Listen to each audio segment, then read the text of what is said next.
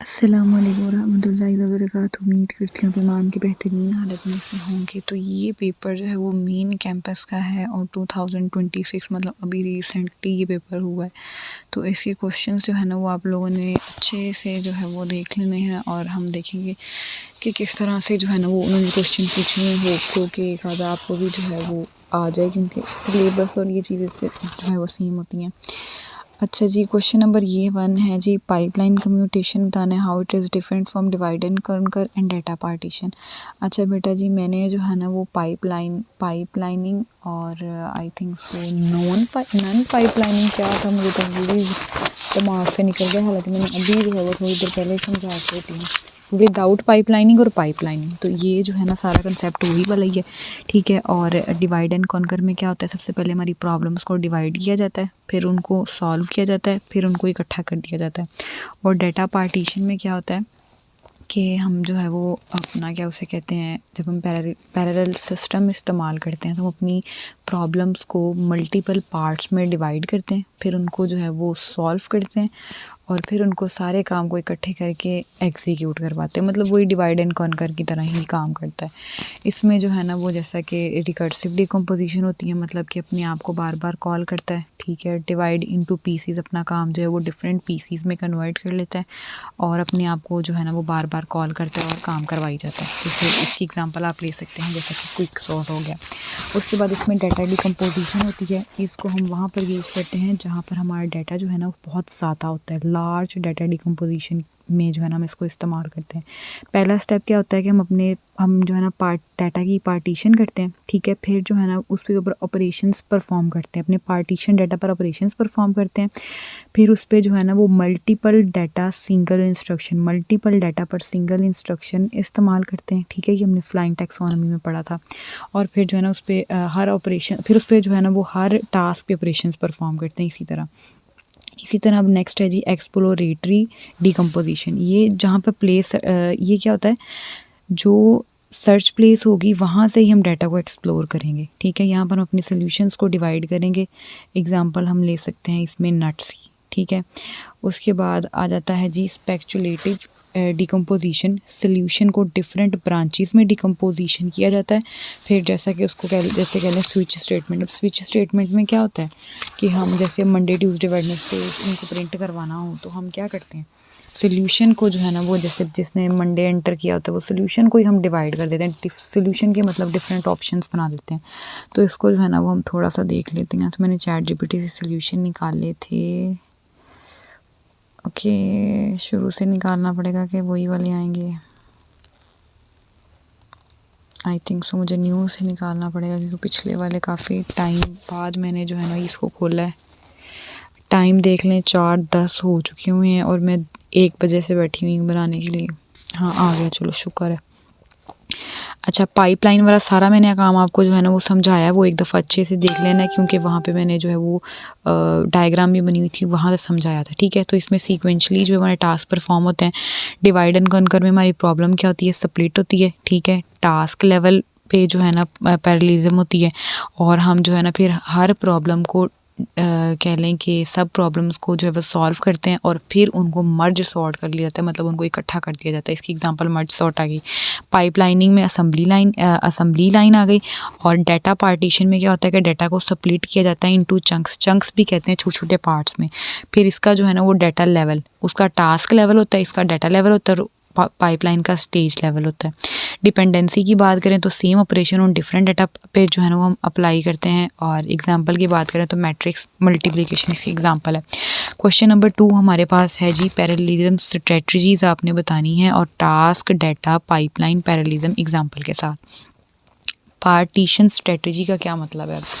बेटा partition strategy का मतलब ये है कि आपका डाटा जो है ना, सबसे पहले बात तो हमें जो है ना वो ऑप्टिमल सोल्यूशन चाहिए होता है, ठीक है। ऑप्टिमल सोल्यूशन ये होता है जिसमें सीपीयू की जो है ना सीपीयू के रिसोर्स कम लगें और हमें यूनिवर्सल मेथड चाहिए होता है, कोई ऐसा मेथड जो हर स्ट्रेटजी के लिए इस्तेमाल हो। हमें 2 चीज़ें जो है वो चाहिए, एक ऑप्टिमल सोल्यूशन और एक यूनिवर्सल मेथड, ठीक है, ये हमें चाहिए होता है।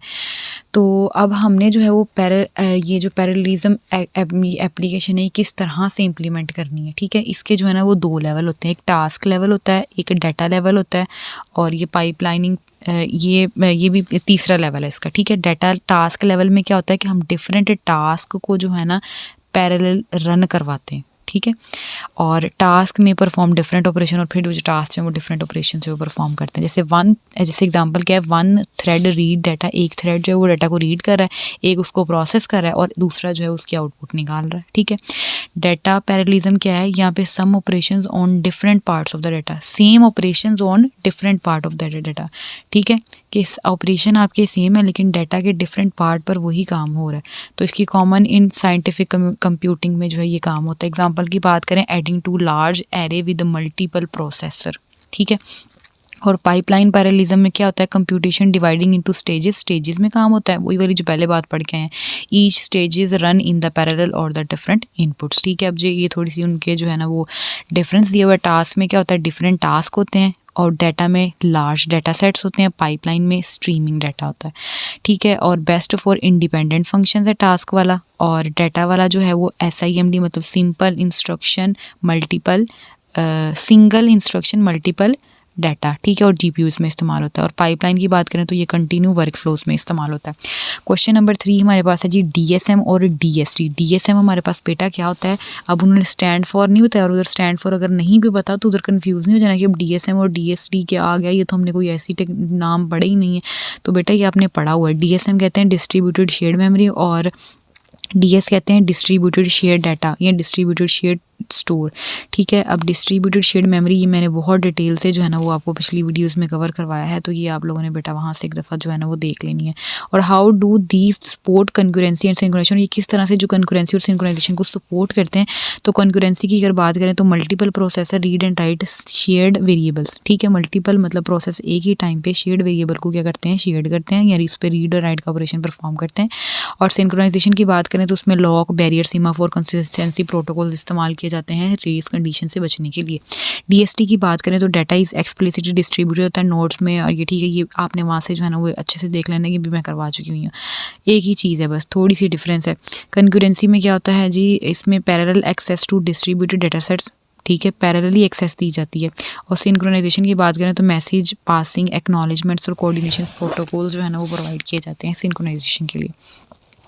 की डिफरेंस क्या है, ये क्या करता है, शेयर्ड मेमोरी लेकिन करता है, ये करता है एक्सप्लिसिट डाटा डिस्ट्रीब्यूशन। ये बेटर स्केलेबिलिटी है, वो ईजियर प्रोग्रामिंग है। उसके बाद है जी question number 4, that is concurrency synchronization tools, roles of lock, semaphore, message passing and data. ये मैं सारा करवा के आप लोगों को हटी, बस कंकरेंसी टेक्निक्स नहीं मैंने करवाई। ये है जी multi threading, parallel processing, asynchronous execution. तो ये आपने ना बस थोड़ा सा जो है ना वो इनका कह लें कि और ओवरव्यू थोड़ा सा देख लेना, क्योंकि मुझे जो है ना वो टाइम बहुत ज़्यादा हो गया है, तो मैं जो है वो तकरीबन ऑलमोस्ट इसको वाइंड अप करने वाली हूँ, क्योंकि बस चलो थोड़ा सा बता ही देती हूँ। मल्टी थ्रेडिंग में क्या होता है, जैसे मल्टी प्रोसेसिंग होता है ना, मतलब उसमें प्रोसेसर ज़्यादा होते हैं। मल्टी थ्रेडिंग में क्या होता है कि मल्टीपल थ्रेड्स, मल्टीपल प्रोसेस या मल्टीपल प्रोसेसर्स को यूज़ करते हुए वहाँ पे काम करते हैं। पैरेलल प्रोसेसर्स में क्या होता है कि एक ही टाइम, ये पैरेलल प्रोसेसर वाला जो है ना मैं आपको सेपरेट करवाती हूँ, ये थोड़ा सा इंपॉर्टेंट टॉपिक है, तो मैंने कहा कि ये 2-3 टॉपिक रहते हैं वो भी आपको साथ ही कवर करवा दूँ, क्योंकि वो इंपॉर्टेंट टॉपिक थी। और एसिंक्रोनस एग्जीक्यूशन जो है ये मैं आपको जो है वो सिंक्रोनाइजेशन और एसिंक्रोनाइज जो है ना ये उसमें करवा चुकी हूँ। बाकी ये लॉक्स और सीमाफोर और मैसेज पासिंग जो है ये भी मैंने जो है ना वो आपको डिटेल वाइज करवा दिया हुआ। अब मैं जो है ना कुछ 2-3 टॉपिक से रह गए हैं वो करवाने लगी हूँ। ये जो मैं बिल्कुल स्टार्ट में आपको पार्टीशन और डिकम्पोजिशन का करवा रही थी ना, तो बेटा वो मैं यहाँ से देख के जो है ना वो आपको पढ़ा रही थी, तो आप इसके जो है ना वो एक स्क्रीनशॉट भी दे सकते हो। ठीक है, इसके अलावा जो मैंने आपको करवाना था, अच्छा एक है जी parallel algorithm. Parallel algorithm design techniques हैं, divide and conquer, greedy, dynamic, back tracking, branch and bound. Divide and conquer वही वाला जो भी मैं बता के हूँ, इसमें आपकी प्रॉब्लम्स क्या होती हैं, डिवाइड हो जाती हैं, फिर उनको हम सब प्रॉब्लम्स को सॉल्व करते हैं और फिर जो है ना उनको मर्ज कर दिया जाता है। ठीक है, इसकी एग्जाम्पल आपको कौन सी उसने दी थी, मर्ज सॉर्ट। ग्रीडी में क्या होता है कि ये जो है ना अपना क्लोजेस्ट, ग्रीडी का मतलब लालच से निकला है ना, तो इसका लालची मतलब होता है। तो इसमें क्या होता है, जो इसके क्लोजेस्ट पास्ट होता है, पाथ होता है ना, मतलब यहाँ क्लोजेस्ट इसके पास जो आंसर होता है, मतलब जैसे इसने सोल्यूशंस निकाले हैं डिवाइड एंड कॉन्कर में, क्या होता है कि जो है वो 3 आंसर निकलते हैं, जो इसके क्लोज होता है ना सबसे पहले ही उसको जो है ना वो चूज़ कर लेता है। डायनामिक प्रोग्रामिंग की बात करें तो ये डायनामिक प्रॉब्लम में क्या होता है कि सब प्रॉब्लम्स को जो है ना वो हम डिवाइड करते हैं, फिर जो है ना उसमें रिकॉर्ड रखा जाता है कि किस स्टेप पे जो है ना वो क्या काम हुआ है, किस स्टेप पे क्या नहीं काम हुआ। बैक ट्रैकिंग में क्या होता है कि अगर आगे बढ़ने से सोल्यूशन बेटर ना मिले तो हम बैक वाले स्टेप में मूव कर लेते हैं। जैसे अब ये, जैसे वो इसको सॉल्व करते थे, इन दोनों को मतलब कोई एक जैसे पाथ निकालना होता था, वो किस में किया था ये ऐसे वाला काम, डिज़ाइन एनालिसिस ऑफ एल्गोरिथम में, डाटा स्ट्रक्चर में आई थिंक सो, हमने वो ये एल्गोरिथम्स पढ़े थे ना, ग्रीडी, डायनामिक और ये सारे। तो अगर वो कहता है कि इसमें जो है ना वो हमें इधर जो है वो सोल्यूशन नहीं मिल रहा, तो हम बैक स्टेप में मूव भी कर सकते हैं, इसको बैक ट्रैकिंग कहते हैं। ब्रांच आउट बाउंड में क्या होता है, जो आपकी बाउंड्री में बेस्ट सोल्यूशन है ना उसकी तरफ मूव कर जाना, चाहे आपका टाइम ज़्यादा लगे या चाहे आपकी स्पेस ज़्यादा लगे। तो इसके लिए DFS या डेप्थ बाउंड सर्च जो है ना वो इस्तेमाल होती है। अच्छा जी, अच्छा पैरेलल एल्गोरिथम, या वो जो पैरेलल वाला पार्ट था ना, मैंने आपको कहा था मैं करवाऊंगी, ये वो वाला है। अच्छा, पैरेलल में क्या होता है, ये एक ऐसा एल्गोरिथम है जिसमें हम मल्टीपल ऑपरेशन जो है ना वो at the same time perform करते हैं। Parallel have multi processor in concurrency include gaps, not have multiple processor also skip processor all that time. Concurrency में क्या होता है, अब कंकरेंसी और पैरेलल में डिफरेंस क्या है। कंकरेंसी में क्या होता है, गैप आ जाते हैं, ठीक है, लेकिन पैरेलल में क्या कि एक ही टाइम में आपके मल्टीपल प्रोसेसर जो है ना वो काम कर रहे होते हैं। बोथ आर कहते हैं कि मतलब को रिलेटेड है, मतलब मिलते जुलते हैं लेकिन सेम नहीं है, या इनमें ज़्यादा डिफरेंस नहीं है, ठीक है। कुछ ऐसे प्रोग्राम होते हैं जो एक आउटपुट की दूसरे की इनपुट होते हैं। अच्छा, एक क्या होता है, कुछ ऐसे प्रोग्राम होते हैं जो एक की आउटपुट और दूसरे की इनपुट होते हैं, उसको हम पैरेललाइज्ड, वो पैरेललाइज्ड नहीं हो सकते, मतलब वो पैरेलल नहीं हो सकते ऐसे प्रोग्राम जो, जैसे अब ये देखो, ये है ना, ये एक की जो है ना आउटपुट है तो अगले की एज ए इनपुट इस्तेमाल हो रहा है, ठीक है। तो ये ऐसे प्रोग्राम जो है ना वो कहता है कि ये पैरेललाइज्ड नहीं हो सकते। Some problems are not divided into smaller parts, जो है ना वही वाली बात है, स्टार्ट फ्रॉम 2000 जो है ना 2000 से जो है वो स्टार्ट हुआ, बट नाउ ये जो है ना मल्टी प्रोसेसर और मल्टी कोर का ज़माना है। स्ट्रक्चर की बात करें तो इसमें कोई भी एल्गोरिथम लगाने के लिए हमें डाटा स्ट्रक्चर का इस्तेमाल करना पड़ता है, वही वाली बात जो भी हम करके आए, डाटा स्ट्रक्चर वही वाले जो पढ़ के आए हैं जो है ना। It is not used for proper data structure but it takes more time, एक डाटा को डाटा स्ट्रक्चर का दूसरे मतलब, ठीक है। उसके बाद आ गया हाइपर क्यूब आर्किटेक्चर। एक टास्क ने दूसरे टास्क से कम्युनिकेशन करनी है तो उसे इसको यूज़ करेंगे, मतलब जब एक टेक्नोलॉजी दूसरे में इम्बेंड हो जाए तब भी हम इसको जो है ना वो यूज़ कर सकते हैं, जैसे कि ट्री टोपोलॉजी। हाइपर क्यूब का क्या मतलब है, जब हमने एक टास्क से दूसरे टास्क से कम्युनिकेशन करवानी हो या एक टेक्नोलॉजी को दूसरी टेक्नोलॉजी में इम्बेंड करना हो तो तब हम कौन सा यूज़ करते हैं, हाइपर क्यूब आर्किटेक्चर को इस्तेमाल करते हैं। लाइक ये आपको कुछ इस तरह से दिखता है, ठीक है।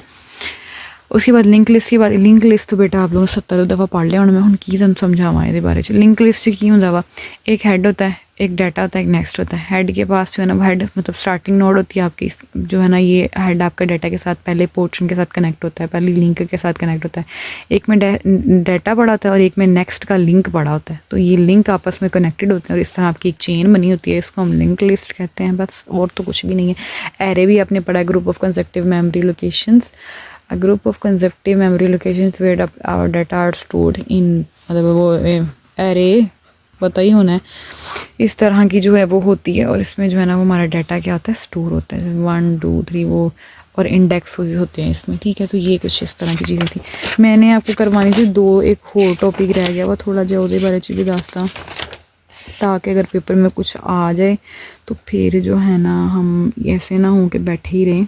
तो अच्छा, ये क्या जी, सॉफ्टवेयर आर्किटेक्चर, जब सारे कंपोनेंट्स मिलकर काम करेंगे तो एक ही आर्किटेक्चर बनेगा। It is similar to the metaphor that is refer to the fundamental structure of the software system, यही इसकी डेफिनेशन है, ठीक है। मतलब सारी चीज़ें जब सारे कंपोनेंट्स मिलकर काम करेंगे तो ये फंडामेंटल स्ट्रक्चर किसका बन जाएगा, सॉफ्टवेयर सिस्टम का। सॉफ्टवेयर आर्किटेक्चर इसके जो है ना वो कह लो कि it's decomposition of its component, के कंपोनेंट्स में डिकम्पोज हुआ है, फिर देयर इंटरफेसिस में और फिर इनके रिलेशनशिप्स में। दो तरह के हमारे पास इंटरफेसिस, एक ग्राफिकल इंटरफेस होता है और एक होता है हमारे पास प्रोग्रामिंग इंटरफेस, इसमें हमारे पास जो है ना वो क्रिएटिंग डेटा मेंबर्स और फंक्शंस वगैरह आ जाते हैं, और ग्राफिकल इंटरफेस में वही ग्राफिक्स की चीज़ें आ जाती हैं। और इसको जो है ना हम बोथ व्यूज़ में जो है वो डिस्क्राइब करते हैं, स्टैटिक व्यू और डायनामिक व्यू, ठीक है, या कंसेप्चुअल व्यू। डायनामिक में क्या होता है, स्टैटिक व्यू बेटा ये मैंने आपको मेरे ख्याल आई थिंक जो पहला पास पेपर था ना उसमें समझाया था। स्टैटिक व्यू में क्या होता है कि हम जो है ना वो कह लें कि चेंज नहीं कर पाते, मतलब जो व्यू है वही रहता है। डायनामिक में चेंज होता रहता है। कंसेप्चुअल में क्या होगा, which identified entity and relationship data administrator में एक कंसेप्चुअल व्यू, डाटा एडमिनिस्ट्रेटर जो है ना वो कंसेप्चुअल व्यू बनाते हैं। इसमें जो है ना वो आइडेंटिफाई किया जाता है एंटिटीज़ को और उनके दरमियान जो रिलेशनशिप्स हैं उनको। फिर हमारे पास रन टाइम व्यू आता है, component eight the system run time जैसा सर्वर्स, ठीक है, ये इनको जो है ना वो ऐसे कंपोनेंट जो सिस्टम रन टाइम में जो है ना वो रन हो जैसा कि सर्वर वगैरह। प्रोसेस भी होता है which processes at the system run times like synchronization and concurrency आ गया। इम्प्लीमेंटेशन व्यू में आता है जिस पर्पज़ के लिए हम सॉफ्टवेयर बनाया है वो फुलफ़िल कर रही है कि नहीं, इसमें हम ये चीज़ देखते हैं। तो ये कुछ स्टेप्स हैं, ठीक है, व्यूज़ के, और ये जो है ना सिस्टम आर्किटेक्चर है। इसके अलावा हमने ये वाला भी पढ़ लिया हुआ है। वर्क स्टेशन पढ़ते हैं हम।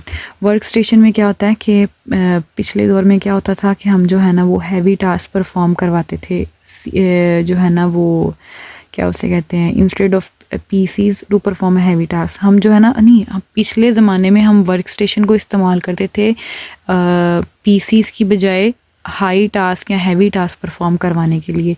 ये मेन फ्रेम कंप्यूटर से बेटर थे। वर्क स्टेशन हैव डिफरेंट, इनकी जो कैपेबिलिटीज़ थी वो डिफरेंट थी जो कि पर्सनल कंप्यूटर में अवेलेबल नहीं थी। अब इसकी डेफिनेशन क्या है, वर्क स्टेशन जो है वो जो डिज़ाइन किया गया बेसिकली बाय सिंगल यूज़र के लिए जो है वो डिज़ाइन किया गया and has advance graphic, large storage capabilities, powerful CPU. क्या है जी, एडवांस ग्राफिक्स हैं इसके पास, एक तो लार्ज स्टोरेज कैपेबिलिटीज़ है, 3 चीज़ें हैं, एंड पावरफुल सीपीयू, ये 3 चीज़ें हैं। इसकी प्रोसेसिंग बेटर है, ठीक है, देन जो है ना वो जो पीसी है दूसरा वाला जो सादा वाला होता है ना उसकी निस्बत, और ज़्यादा कैपेबल ऐप होता है। और जो है ना इसमें स्टार्ट ऑफ माइक्रो प्रोसेसर जो है वो 1960 में स्टार्ट हुआ है। नॉट एडवांस कैपेबिलिटी, उसके पास एडवांस कैपेबिलिटीज़ नहीं थी, बट इन 1990s उनकी जो कैपेबिलिटीज़ थी जो वो क्या की गई, इन्हांस की गई। तो फिर जो है ना पीसीज और इसमें वर्क स्टेशन में कोई डिफरेंस नहीं रहा, ठीक है।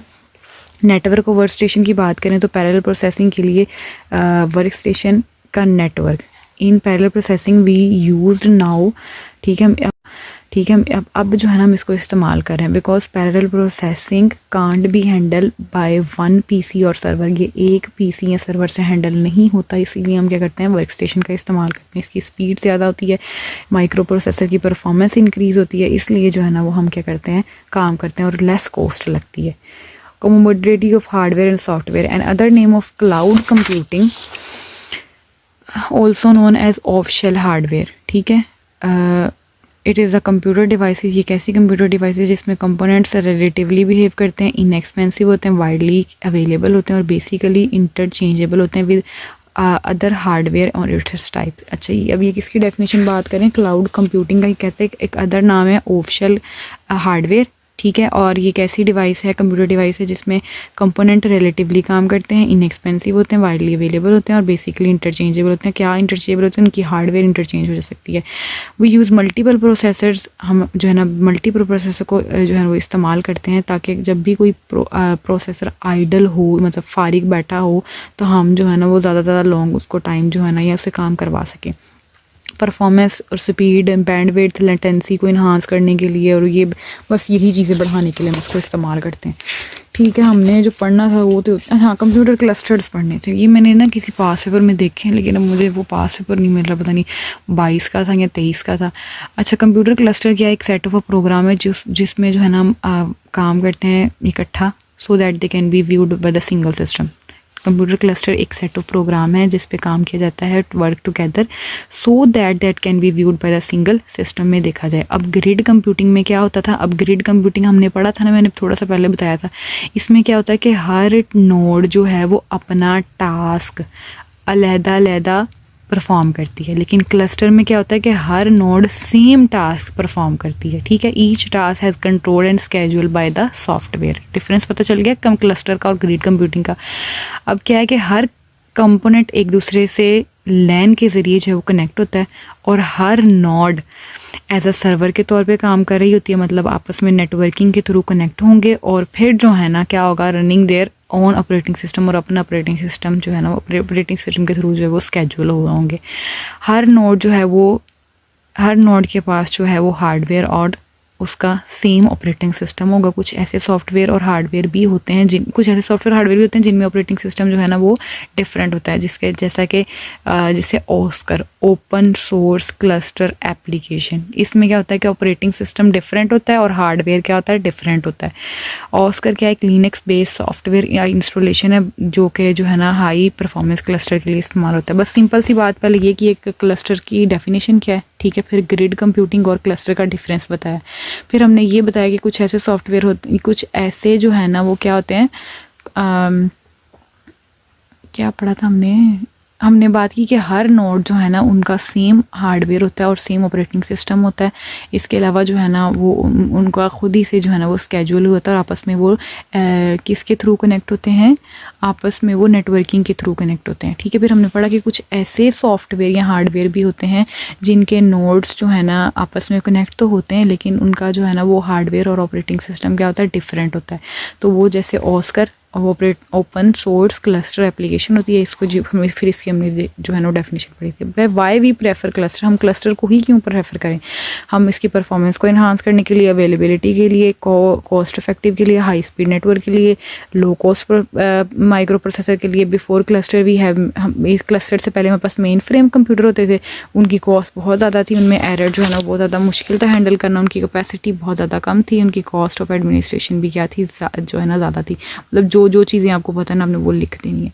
चैलेंजेस और इश्यूज़ की बात करें, जब multi user access clusters and handle then handle of and data is difficult to scheduling, it is difficult. जो कहते हैं वही, जब मल्टी यूज़र जो है ना मतलब ज़्यादा सारे यूज़र जो है उसको एक्सेस करने की कोशिश करें तो उसके लिए जो है ना स्केड्यूल करना मुश्किल हो जाता है।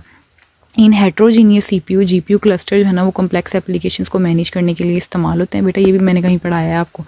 और मैपिंग जो है ना task on to simple codes, mapping जो है ना वो task on to simple codes GPU devices provide significant challenge when a node in a clusters are fail. जब एक नोड जो है वो फेल हो जाती है क्लस्टर में तो फिर क्या होता है, फेंसिंग अप्लाई कर दी जाती है, मतलब भाड़ लगा देना, अलग अलग कर देना, नोड्स को अलग अलग कर दिया जाता है। फेंसिंग क्या, एक isolation of node that rest, मतलब सिंपली वो ये कहना चाह रहा है कि अब जैसे ये जो है ना वो क्लस्टर में काम हो रहा है ना, जैसे ये चीज़ें आपस में कनेक्ट हैं और ये क्लस्टर में काम हो रहा है, अब एक नोड जो फेल हो गई है फिर वो क्या लगा देगा, फेंसिंग की टेक्निक लगा देगा, मतलब एक भाड़ लगा देगा, फिर वो इनका ताल्लुक जो वो इससे क्या हो जाएगा, कट हो जाएगा, ठीक है। तो ये इसका काम है। ये क्या करता है, डिसेबल अ नोड, एक तो ये नोड को जो है ना वो डिसेबल कर देता है। Disable access of resources such as shared disk, तो ये शेयर्ड डिस्क के मतलब वही इसका सारा लिंक जो है वो ख़त्म हो जाता है। इंप्लीमेंटेशन की बात करें तो जो है ना वो किस तरह से, दो तरह से इंप्लीमेंटेशन होती है डिस्टैक और एक होता है मिस।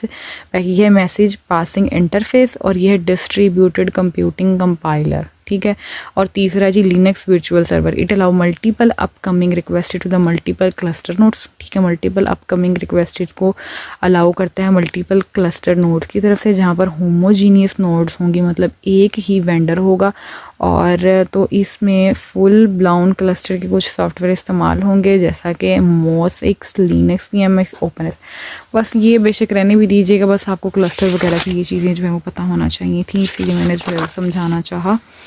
ये पाइपलाइनिंग और जो है विदाउट पाइपलाइनिंग की मैंने एक वीडियो में समझाई है, लाजमी आप लोगों ने जो है ना वो ये कर लेना है। और अमदाज़ ला की डेफिनेशन और उसके जो है वो कैलकुलेशन वाला सवाल जो मैंने सबसे पहली वाली वीडियो में लाया था, फ्लाइंग टैक्सोनॉमी उसके रूल्स, ठीक है। और ये हार्डवेयर का कुछ बताया हुआ है, सिंपल जो है ये पहले वाला हार्डवेयर सबसे पहले CPU आता है, फिर रजिस्टर्स आते हैं, फिर कम्बिनेशनल मतलब लॉजिक ALU और वो जो परफॉर्म होते हैं हमारे पास ऑपरेशन, और फिर जो है मेमोरी। सिंपल ये वाली भी एग्जांपल समझ सकते हैं। सबसे पहले इनपुट आती है रैम के पास, मतलब हमारी मेमोरी के पास, ठीक है। फिर CPU जो है ना CPU से वो रिक्वेस्ट करता है, CPU उधर फैच करता है डाटा रैम से, फिर उसको जो है वो स्टोर भी किया जाता है सेकेंडरी स्टोरेज के ज़रिए, और फिर जो है ना वो आउटपुट जो है वो दे देता है। तो ये कुछ इस तरह की चीज़ें हैं बेटा। मैंने आपको जो है ना मैंने आपको टोटल क्या क्या समझाया है, एक 2026 का पास समझाया है, एक 2025 के 2 पास्ट समझाए हैं, ठीक है। एक ब्रिजिंग वाला है और एक आपका जो हमारे वाला था, ठीक है, एक्सटर्नल लिखा होगा वीडियो के आगे, ये था। और एक 2024 का जो है वो वीडियो बनाया। टोटल मैंने 4 वीडियोज़ बनाई हैं। खदारा आ 4 वीडियोज़ ਜਿਹੜੀਆਂ ना तुसी वेख लेनियां वा लाजमी। और kindly share my link with your fellows. मुझे वॉच टाइम कंप्लीट करना है, मेरी हेल्प कीजिएगा। मैं आपके लिए इतनी रात तक जाग रही हूँ, तो आप लोग भी जो है ना वो मेरी हेल्प करके जो है वो कंप्लीट कीजिएगा, लाजमी देख लीजिएगा। जज़ाकल्लाह, थैंक यू सो मच। अल्लाह आपका हामी नासिर हो।